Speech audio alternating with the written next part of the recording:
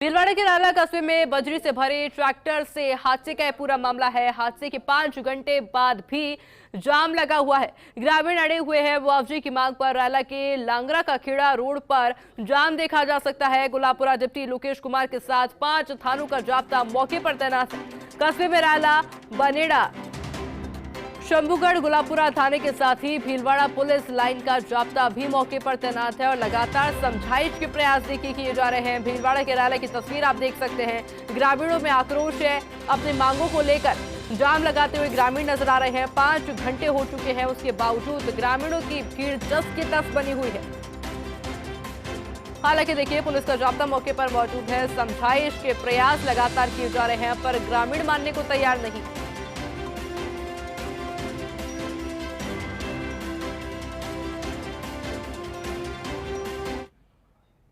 और महाराष्ट्र में रविवार को एक बड़ा उलटफेर हुआ है। एनसीपी के नेता अजीत पवार ने शिवसेना के एकनाथ शिंदे की सरकार में डिप्टी सीएम पद की शपथ ली है।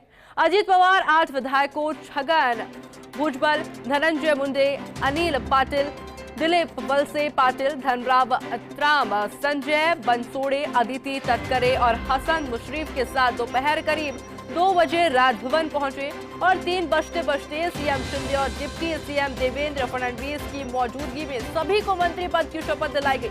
शपथ समारोह के बाद अजीत पवार ने प्रेस वार्ता की और उन्होंने कहा कि मंत्रिमंडल का और विस्तार होगा। कुछ मंत्री सरकार में शामिल होंगे। उन्होंने कहा कि पीएम मोदी देश के विकास के लिए पिछले 9 साल से कई काम कर रहे हैं। मुझे लगा कि हमें भी उनका साथ देना चाहिए, इसलिए एनडीए में शामिल हुआ। पार्टी भी हमारे साथ है और आगे भी सभी चुनाव हम पार्टी के नाम और सिंबल पर ही लड़ेंगे। शरद पवार भी मीडिया के सामने आए। उन्होंने कहा कि पार्टी के कार्यकर्ताओं पर मुझे पूरा विश्वास है।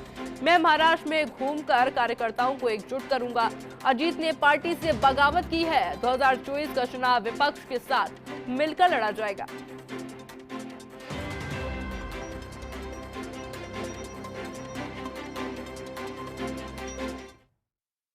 बहुत सालों से 1984 के बाद, ठीक तरह से सुनो, 1984 के बाद अपने देश में कोई भी एक ऐसा नेता कि उनके नेतृत्व में देश आगे जा रहा है, ऐसा कभी हुआ नहीं।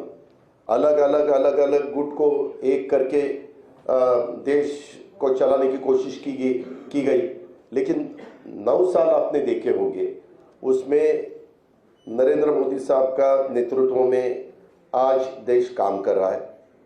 वो बाहर भी पॉपुलर है, यानी अब्रॉड, बाहर अगर कोई भी देश में जाते हैं अपने भारत की तरफ से, तो सब उनको सपोर्ट देते हैं। सब उनको बहुत अच्छा नेतृत्व ऐसे बोलते हैं और ऐसा होते हुए उनका भी काम चालू है। और ये काम करते वक्त आपने भी देखा वंदे भारत ट्रेन हो या अलग अलग बहुत से कुछ रोड्स हो, नेशनल हाईवे के जो कुछ काम हुआ है या 9-10 साल में, वह जो अगर आपने देखा बाकी की डेवलपमेंट के बारे में, ऐसे सब ठीक तरह से चालू है। आज इलेक्शन को 4 साल हो गए। 4 साल से पहले चुनाव के लिए लोगों के सामने गए तो हमारा टारगेट क्या था? मोदी का टारगेट क्या था? हम लोग। और तब इनका टारगेट बना के इनके खिलाफ लाइन रखने के बाद 4 साल काम करने के बाद आज ऐसा क्या परिवर्तन हो गया? तो ऐसी कोई स्थिति नहीं। ये उनको वहाँ जाना था, उनको पावर की आवश्यकता थी। ये जो मोदी साहब का जो स्पीच हो गया 4 दिन पहले, और इसने जिस तरह की बात उन्होंने कही, इल्ज़ाम लगाए, शायद इसका एक असर होगा। और ये असर का स्थिति हम ये डिसीजन के माध्यम से देख रहे हैं। अभी इस राज्य का विकास और तेजी से होगा, जनता को फायदा होगा और राज्य के विकास को फायदा होगा।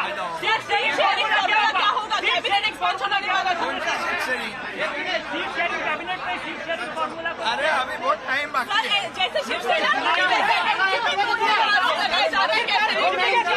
या तोड़ फोड़ नहीं है, या खुद ही लोग विकास के मुद्दे मुद्दे पर साथ में आए हैं। ये राज्य विकास कर रहा है, शिवसेना बीजेपी सरकार काम कर रही है, विकास के मुद्दे पे अजीत दादा और साथ में आए।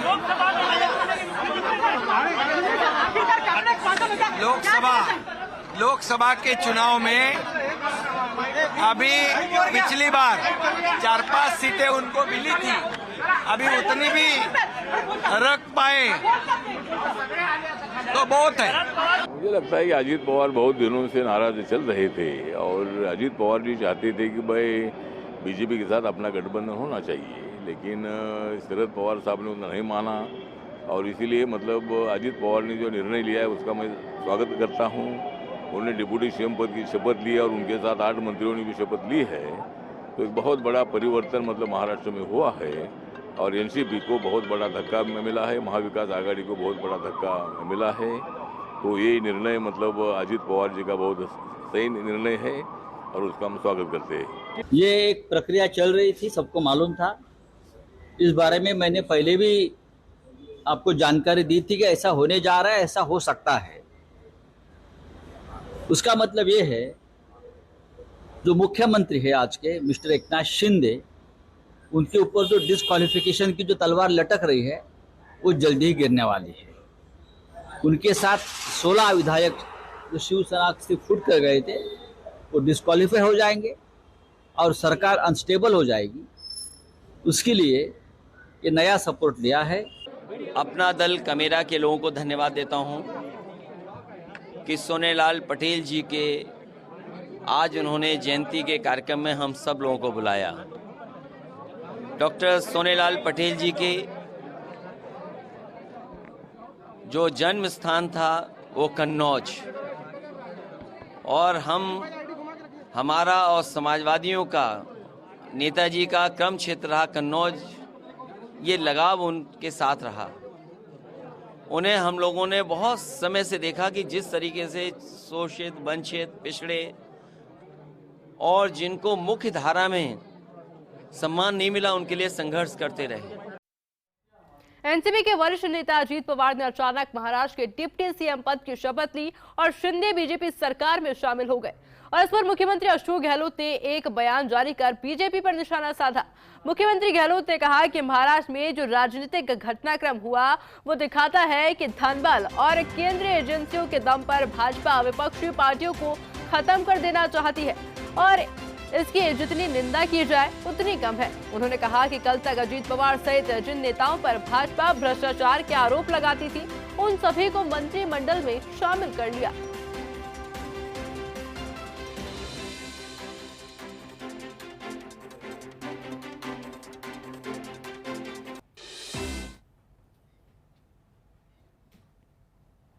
जयपुर के मानसरोवर में जाट समाज के ऐतिहासिक कार्यक्रम के भव्य आयोजन को लेकर राष्ट्रीय स्तर विचार संगोष्ठी आयोजित की गई, जिसमें सामाजिक और आर्थिक विकास के परिप्रेक्ष्य 27% आरक्षण की सार्थकता पर चर्चा हुई।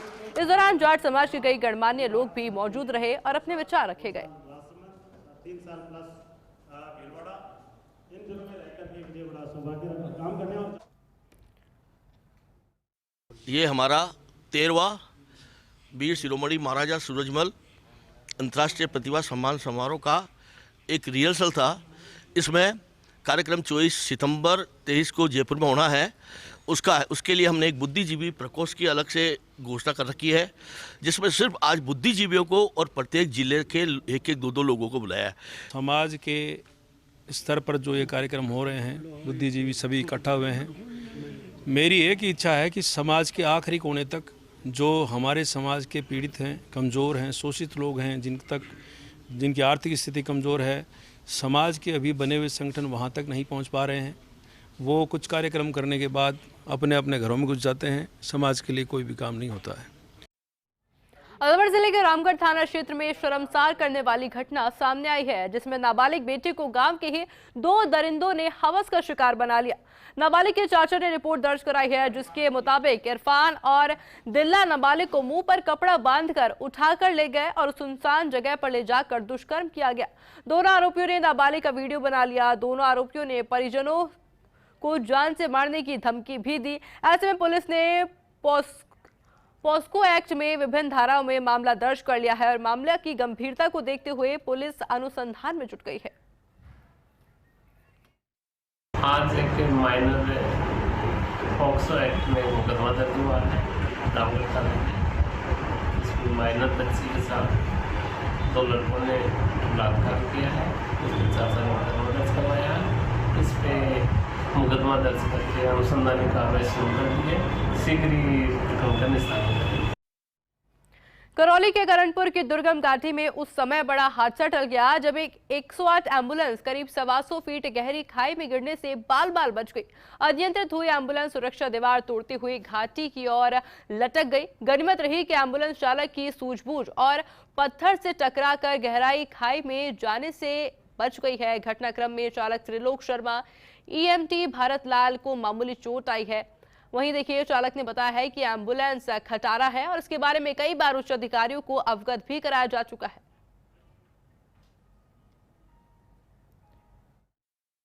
मैं करौली से आ रहा था करनपुर के लिए और बिकट घाटी मोड़ पर एकदम नियंत्रण होने के कारण गाड़ी नीचे चली गई।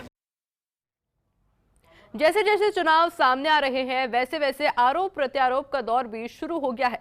केंद्रीय मंत्री गजेंद्र सिंह शेखावत जब जैसलमेर पहुंचे तो उन्होंने गहलोत सरकार में मंत्री शाले मोहम्मद पर ERCP को लेकर निशाना साधा। शेखावत ने नसीहत देते हुए कहा कि पानी बांध से आएगा और कहां पहुंचेगा इसका ज्ञान किताब पढ़कर कर लें, फिर कोई प्रकार की टिप्पणी करें। शेखावत के बयान के बाद शाले मोहम्मद ने भी पलटवार किया है। उन्होंने कहा कि देश में जल शक्ति मंत्री गजेंद्र सिंह ने जनता का दिल तोड़ा है, ऐसे में उनको पद पर रहने का कोई अधिकार नहीं है। भारत सरकार के तय नियमों के विरुद्ध भेज करके प्रपोजल्स को उसको अटकाया। मैं फिर जिम्मेदारी से कहूँगा कि जिस दिन भारतीय जनता पार्टी की सरकार बनेगी हम इनको नियम कानून के अनुरूप दुरुस्त करके इन 13 जिलों को पेयजल मिले, इन 13 जिलों को सिंचाई का पानी मिले, इन 13 जिलों को जो है कि टैंक्स एंड रिजर्वायर्स को हम भर सकें। इसके लिए इस योजना को भारत सरकार की जो माननीय मोदी जी के नेतृत्व में नदी जोड़ने का जो प्रकल्प काम कर रहा है उसमें मैंने इसको सम्मिलित किया। इसमें शामिल करके हम इसको प्रधानमंत्री जी खुद आए, उनकी सभा के अंदर अजमेर और जयपुर के अंदर उन्होंने खुद ने कहा कि ERCP लाएंगे। जो 13 जिले पिछड़े हुए हैं उन 13 जिलों को पीने का पानी, खेती का पानी, वो तमाम पानी योजना बना करके पानी पिलाएंगे। आज उनका लगभग 4.5 साल होने वाले हैं। 4 साल तो खत्म हो गए, तो 4 साल में भी अभी तक 3-4 बार आगे प्रधानमंत्री जी, जल शक्ति मिनिस्टर खुद राजस्थान के हैं, फिर भी ERCP के बारे में कुछ नहीं बोलते हैं। केंद्रीय वाणिज्य और उद्योग मंत्री पीयूष गोयल 2 दिवसीय भरतपुर दौरे पर रहे, जहां पहले दिन उन्होंने भरतपुर शहर में प्रेस वार्ता की और उसके बाद सोशल मीडिया इन्फ्लुएंसर के साथ बैठक की। बैठक के बाद केंद्रीय मंत्री पीयूष गोयल ने प्रबुद्ध जन सम्मेलन में भाग लिया और शहर के प्रबुद्ध लोगों को संबोधित भी किया। इस दौरान उन्होंने राज्य सरकार पर जमकर निशाना साधा और कहा कि राजस्थान का एक एक विधायक लूटने का काम कर रहा है। गहलोत ने अपने विधायकों को लूट करने के लिए छोड़ रखा है, उन्हें जनता की सेवा से कोई मतलब नहीं है। मंत्री पीयूष गोयल ने 9 वर्ष के कार्यकाल के दौरान प्रधानमंत्री नरेंद्र मोदी द्वारा किए गए कार्यों को लेकर कहा कि 9 साल के दौरान ऐतिहासिक कार्य कराए गए हैं। वहीं कार्यक्रम के दौरान बीजेपी के कार्यकर्ताओं द्वारा जगह जगह स्वागत और सम्मान भी किया गया।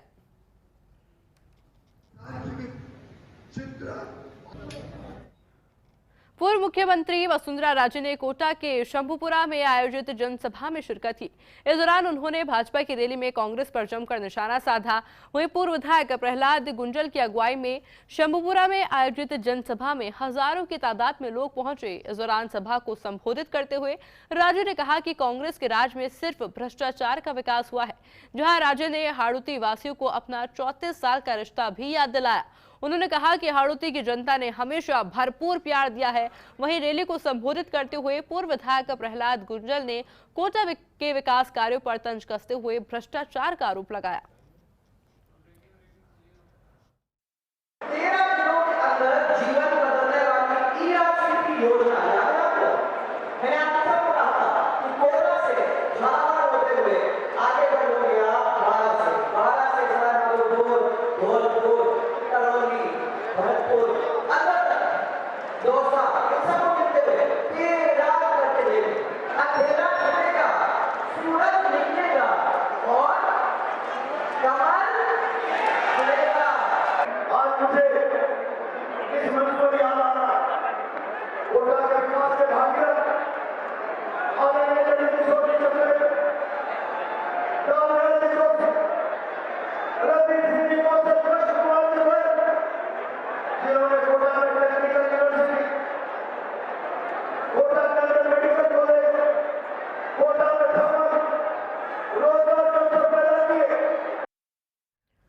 प्रदेश के मुख्य सचिव उषा शर्मा ने सभी संभागीय आयुक्त और जिला कलेक्टर्स की वीडियो कॉन्फ्रेंसिंग के माध्यम से बैठक ली, जिसमें उन्होंने राज्य सरकार के प्रस्तावित महत्वाकांक्षी कार्यक्रमों और योजनाओं को लेकर तैयारियों की समीक्षा की, जिन्होंने बताया कि जुलाई महीने में राज्य सरकार की महत्वाकांक्षी योजना अन्नपूर्णा फूड पैकेट वितरण योजना का शुभारंभ होना है। राजीव गांधी ओलंपिक खेल भी आयोजित किए जाएंगे। वहीं 3 जुलाई को पालनहार लाभार्थी उत्सव प्रस्तावित है। वहीं शनिवार से विद्यालयों में नो बैग डे के तहत संविधान के उद्देशिका पाठन की भी शुरुआत की जाएगी और राज्य सरकार की महत्वपूर्ण आयोजन है और इन सभी को लेकर राज्य सरकार पूर्ण गंभीर है। ऐसे में सभी अधिकारी इन आयोजनों को सफलतम आयोजन सुनिश्चित करें। वीसी से उदयपुर संभागीय आयुक्त राजेंद्र भट्ट, जिला कलेक्टर ताराचंद मीणा सहित संबंधित विभागीय अधिकारी भी कार्यक्रम से जुड़े।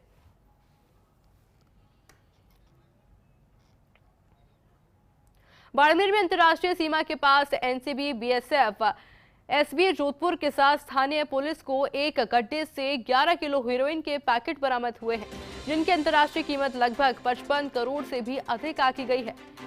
बिजराड़ थाना क्षेत्र के हुरो का तला गांव में अंतर्राष्ट्रीय सीमा से महज 150 मीटर की दूरी पर एक पेड़ के नीचे गड्ढा खोदकर छिपाए गए 2 बैग बरामद किए गए हैं और इस मामले की विभिन्न सुरक्षा एजेंसियां जांच कर रही है। गौरतलब है कि पिछले 5 सालों में बाड़मेर जिले में लगती अंतर्राष्ट्रीय सीमा पर बीएसएफ, पुलिस और विभिन्न एजेंसियों ने करीब 68 किलो सीमा पार से आई हेरोइन बरामद की है। वहीं कई तस्करों को गिरफ्तार भी किया गया है। जानकारी के अनुसार पाकिस्तान से हेरोइन तस्कर बिलाल खान अंतर्राष्ट्रीय तारबंदी से हेरोइन के पैकेट भारत भेजता है, जिसे स्थानीय तस्कर पंजाब और दिल्ली सप्लाई करते हैं। बाड़मेर पुलिस द्वारा पकड़ा गया बूटा सिंह बिलाल खान से कई बार हेरोइन की खेप ले चुका है और तस्करों को सप्लाई कर चुका है। अब सुरक्षा एजेंसियां, पुलिस और बीएसएफ इस बात का पता लगा रही हैं कि 11 किलो हेरोइन आखिर कहां से आई है और आगे कहां सप्लाई की जानी थी। अभी तक आधिकारिक रूप से किसी को भी पकड़ने की जानकारी सामने नहीं आ पाई है।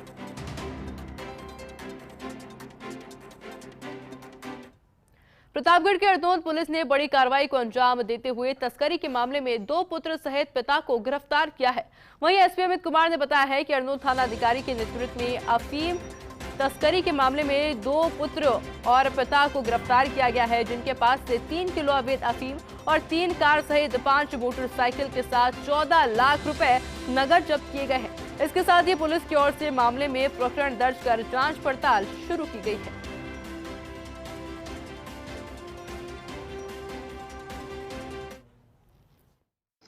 वीरावली गांव जो अर्नोद थाना क्षेत्र में है, उसमें एक आसूचना एसएचओ को प्राप्त होती है। उस आसूचना पे एनडीपीएस की एक भारी रिकवरी कल हुई है।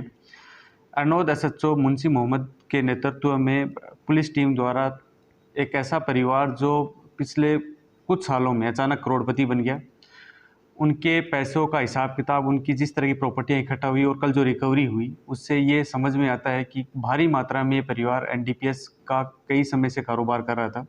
कल जो रिकवरी हुई है उसमें लगभग 3 किलो अफीम, इनकी 3 अलग अलग गाड़ियां, जिसमें स्कॉर्पियो, अल्टो, एक अन्य एक्सल गाड़ी है, उससे जब्त हुई है। इसके अलावा पुलिस को 2 पिस्टल और कारतूस जब्त हुए हैं। इसके अलावा 14 लाख की रकम पुलिस को जब्त हुई है, जो अफीम के खरीद फरोख्त में इस्तेमाल होती थी।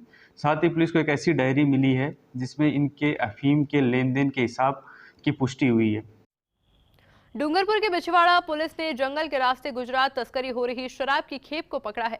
एसपी कुंदन ने बताया है कि मुखबिर से सूचना मिली थी कि एनएच 48 पर पुलिस की सख्ती के चलते शराब तस्कर पालीसुड़ा के जंगल से तस्करी कर रहे हैं, जिस पर पुलिस ने जंगल में नाकेबंदी की और उदयपुर की ओर से आती कार को रुकवा कर तलाशी ली, जिसमें 3 लाख रुपए कीमत की पंजाब निर्मित अंग्रेजी शराब की 42 पेटी बरामद की गई और साथ ही खेमली उदयपुर निवासी कैलाश और स्थानीय गांव निवासी नरेश ताबियात को भी गिरफ्तार कर लिया गया है। श्रीमान जिला पुलिस अधीक्षक महोदय श्री कुंदन कंवरिया जी द्वारा चलाए जा रहे अवैध मादक पदार्थों की रोकथाम एवं तस्करों के खिलाफ कार्रवाई हेतु चलाए जा रहे अभियान के तहत थाना बिछीवाड़ा द्वारा एक स्पेशल टीम गठित कर रतनपुर चौकी पर नाकाबंदी की जा रही थी। दौरान नाकाबंदी एक क्रेटा कार जिसमें अवैध पंजाब निर्मित 42 कार्टन भरे पाए गए एवं चालक कैलाश डांगी व उसके सह चालक नरेश तबीड़ को गिरफ्तार किया गया। जयपुर के चोमू शहर में आज भाजपा कार्यकर्ताओं की टिफिन चर्चा हुई। बैठक में सीकर सांसद सुमेधानंद सरस्वती, विधायक रामलाल शर्मा भी मौजूद रहे। सभी भाजपा कार्यकर्ता अपने घर से टिफिन लेकर रेलवे स्टेशन रोड पर एक गार्डन में पहुंचे, जहां विधायक और सांसद में जमीन पर बैठकर कार्यकर्ताओं के साथ सामूहिक रूप से भोजन किया। विधायक और सांसद ने कार्यकर्ताओं के साथ केंद्र सरकार की योजनाओं की चर्चा की और इस दौरान विधानसभा में किए गए कार्यों की जानकारी के साथ साथ केंद्र सरकार के 9 वर्ष की उपलब्धियों की जानकारी दी गई।